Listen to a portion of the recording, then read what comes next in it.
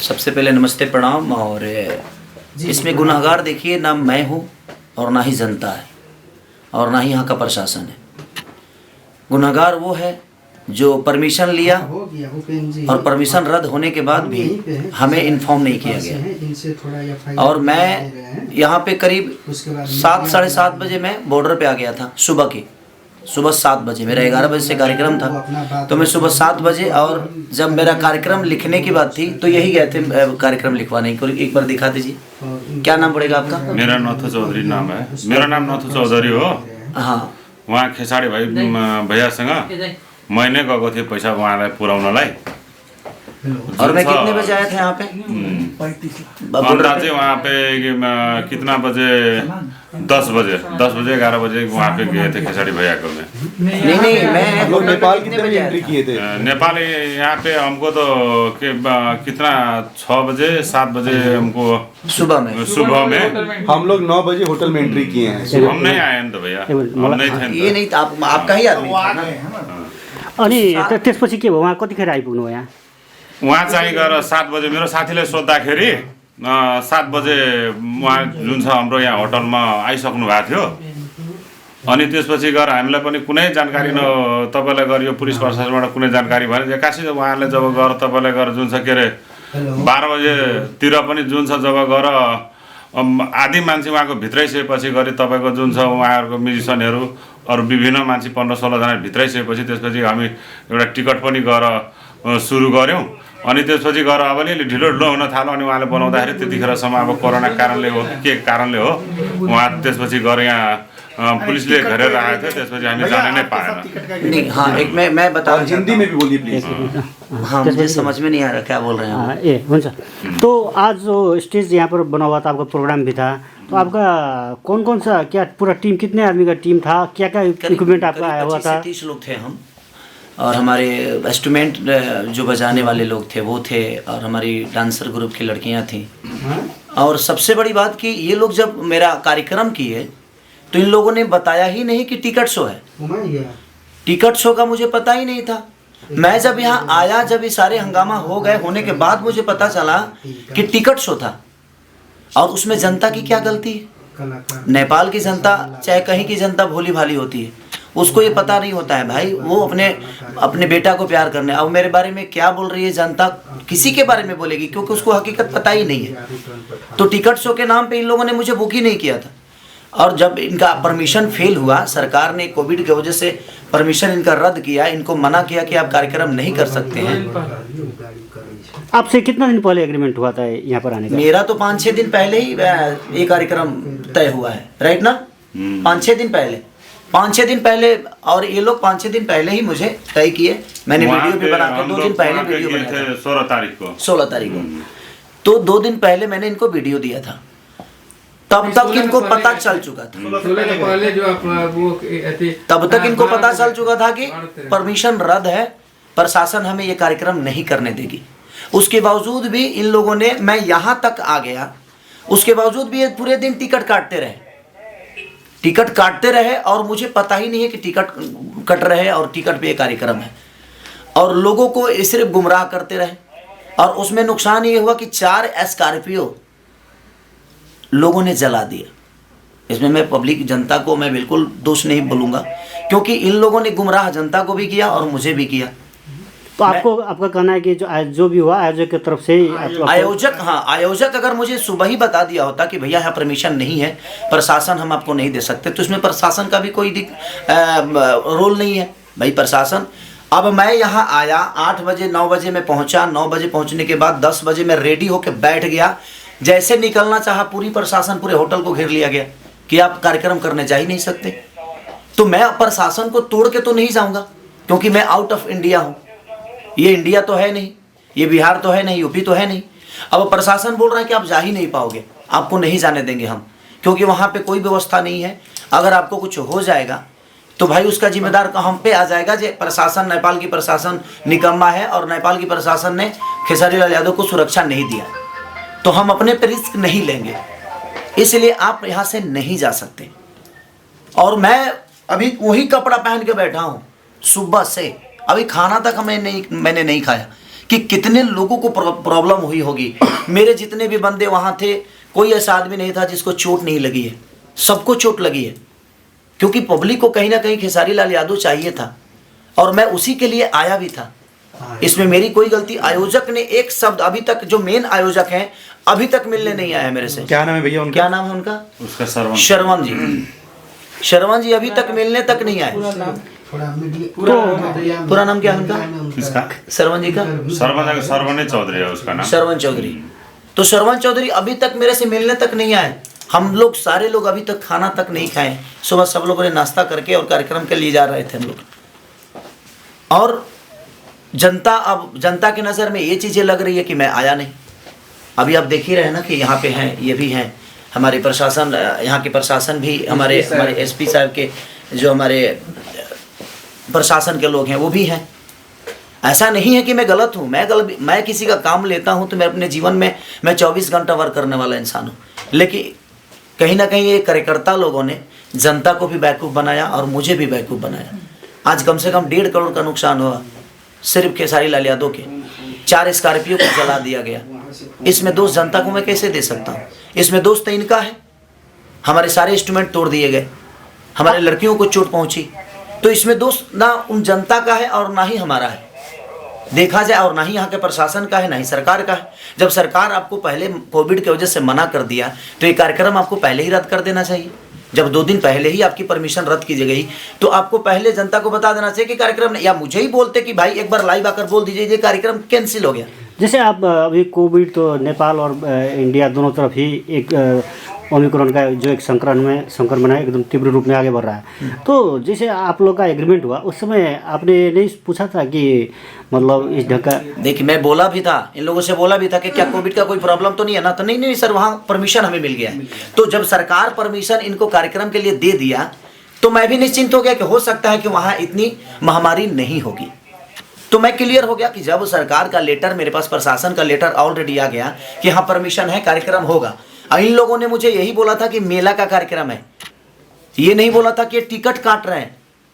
ये नेपाल में आपका आगमन पहली बार है या कितने? नहीं, मैं ये तीसरी बार आया हूँ मैं। विराटनगर खास करके? नहीं, विराटनगर में पहली बार आया हूँ। बाकी वीरगंज में बहुत बार आया हूँ, 1-2 बार ऐसे भी आया हूँ और 1-2 बार कार्यक्रम करने। जैसे आप बता रहे हैं 1.5 करोड़ करीब का सामान आपका जो नुकसान हुआ, तो अब क्या इसके बाद क्या आप? इसके बाद लोगों के अंदर जो छवि मेरी बर्बाद हुई, लोगों के दिमाग में तो ये बैठ गया ना कि मैं नहीं आया। देखिए, एक मैं अपने जीवन में अपनी छवि के लिए हमेशा काम करता हूँ और हर आदमी करता है, लेकिन किसी और के वजह से जनता को परेशानी हो।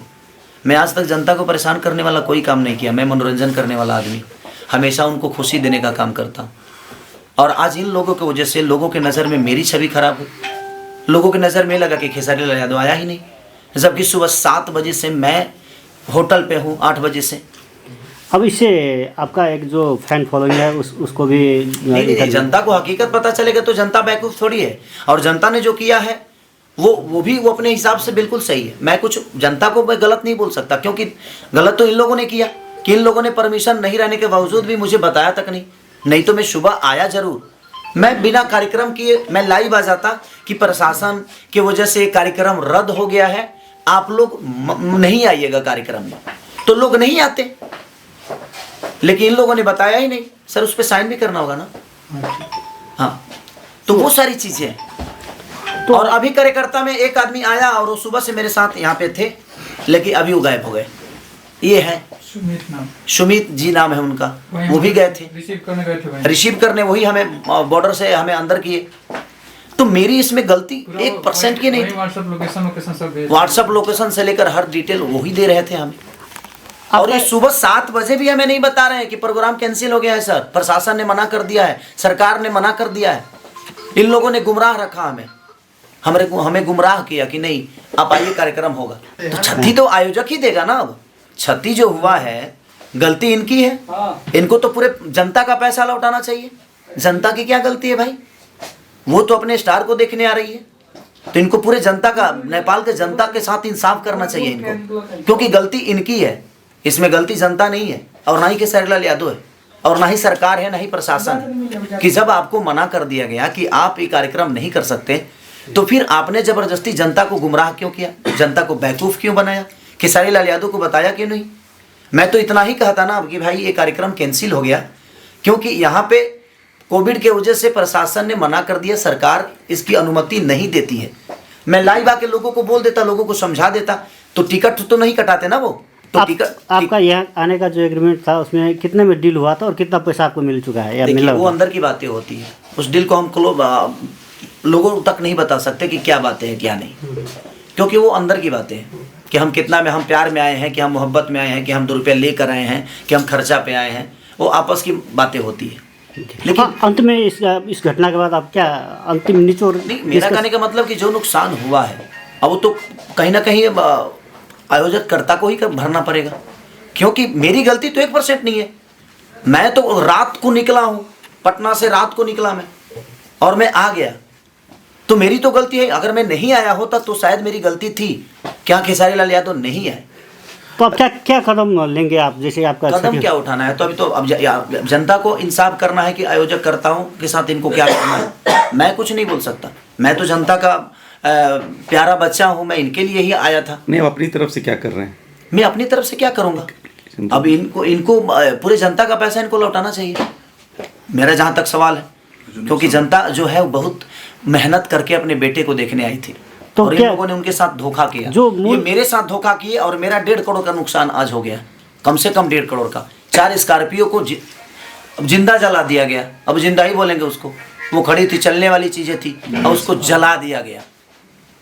हमारे इंस्ट्रूमेंट जो बजाने वाले थे, बैंजू हो, कीबोर्ड हो, पैड हो, ढोलक, नाल, तबला, कोई चीज नहीं बचा है। सर को भी धन्यवाद देंगे कि क्योंकि वो आए हमारे लिए इतने रात को, और इन्होंने भी अपना योगदान दिया मुझे, लेकिन हमें योगदान इनके तरफ से नहीं मिला। और मैं पूरी जनता से मैं क्षमा प्रार्थी मांगता हूँ कि मेरी गलती नहीं है, आप लोग मुझे दोषी ना समझें, क्योंकि मैं आपके प्यार और आपकी मोहब्बत के लिए, आपके मनोरंजन के लिए दिनों रात मेहनत करता हूँ और हमेशा करता रहूँगा। और इन लोगों की वजह से, इसमें बताइए, अगर मैं आया और मुझे प्रशासन, पूरे नेपाल के प्रशासन 20 लोग आकर घेर लिए कि आप नहीं जा सकते, क्योंकि कोविड के लिए ऑलरेडी कार्यक्रम कैंसिल किया गया था, ये लोग ज़बरदस्ती कर रहे हैं और हम आपको नहीं जाने देंगे, तो कहीं ना कहीं मैं क्या कर सकता हूँ? कई गुना ज़्यादा दुखी मैं हूँ, क्योंकि मैं आके भी और आपका मनोरंजन नहीं करा पाया, ड्यू टू सिर्फ रीज़न हमारे कार्यकर्ता लोग, जिन्होंने मुझे 2 दिन पहले भी नहीं बताया, यहाँ आने के बाद भी नहीं बताया। नहीं तो मैं लाइव आके सारी चीज़ें क्लियर करके और आपको घर पे ही रोक देता कि आप मेला में मत आइए और टिकट कटाने की आपको ज़रूरत नहीं है। ये टिकट की भी बातें मुझे नहीं बताएं कि हाँ टिकट शो है, और इन लोगों ने टिकट भी काटा, और आज ये बता रहे हैं कि हमारा रिकवरी कैसे होगा। कोई ट्रस्ट है उसके, ये ट्रस्ट है कोई इनका, उसके लिए इन्होंने कार्यक्रम कराया था, तो मुझे बता देने में इनका क्या जाता।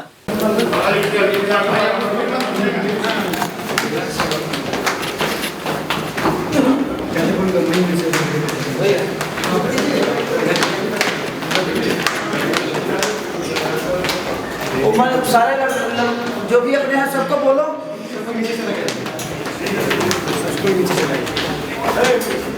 आपके बीच में आकर आपका मनोरंजन नहीं करा पाया, तो इसलिए सो सॉरी उसके लिए। बाकी जो मेरा नुकसान आज 1 से 1.5 करोड़ जो नुकसान हुए हैं, उसके लिए मैं क्या बोलूँगा। कार्यकर्ता है ये जो आयोजन करता है, आयोजक हैं, देखिए कैसे भरेंगे, क्या भरेंगे, और मैंने FIR भी कर दी है यहाँ पे। चले बाकी लोग जितने अपने जो लोग हैं कहाँ हैं, सबको गाड़ी में बैठाओ, सबको बैठा लो। शिवान वाला गाड़ी में खेत तारा लोग 4 जना बैठ जाए, रुक जाइए, सबको हार्दिसगंज वाले का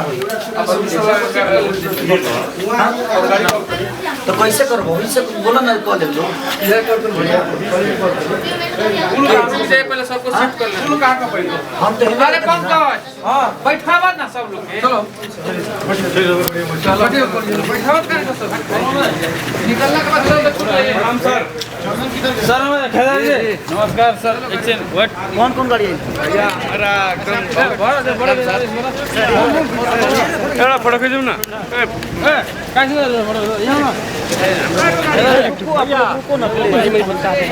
हाँ तो चलो लो साथ में चलते।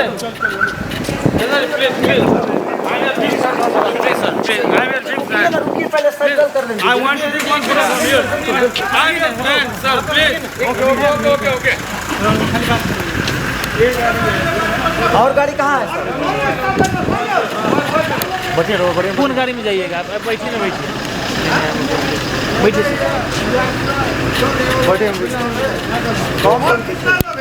बैठिए आप पहले बैठ जाइए अरे तो लड़कियों को बैठा ना भाई मनीषा को उधर कौन सा भैया हम दुबई से आए हैं sir. I want to take one photo sir हम दुबई से आए हैं, आपका फोटो ले लीजिए एक बार। वो आ रहे हैं, जिला से आ रहे हैं, जिला से आ रहे हैं।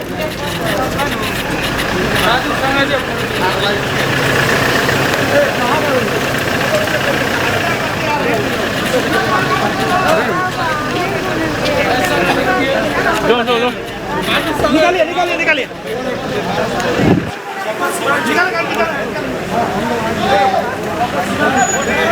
और स्टाफ लोग उस गाड़ी में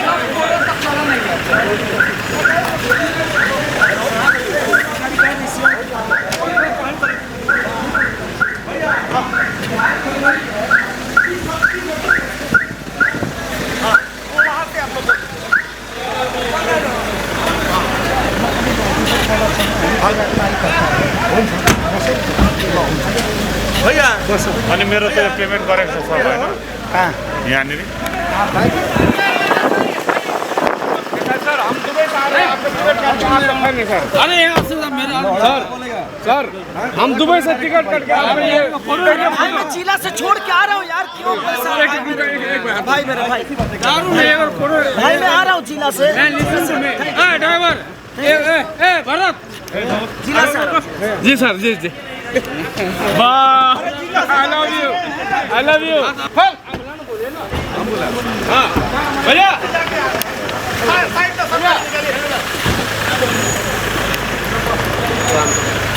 अभी चलू सही साहब पापा को स्कॉटिंग था सर हाम्रो गाडी अगाडि हुन्छ म पनि जाने पर्यो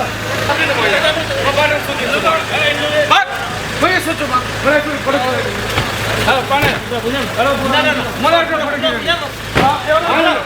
फोटो खिचेको एउटा फोटो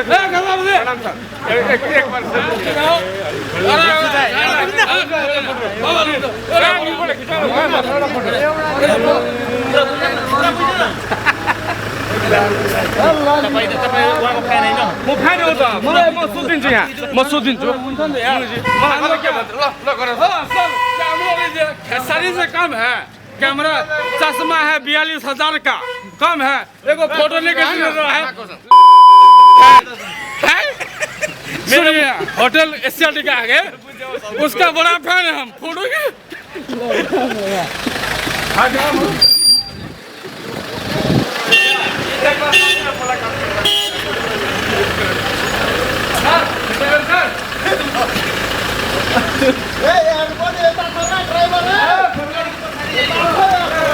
छोड्नु ल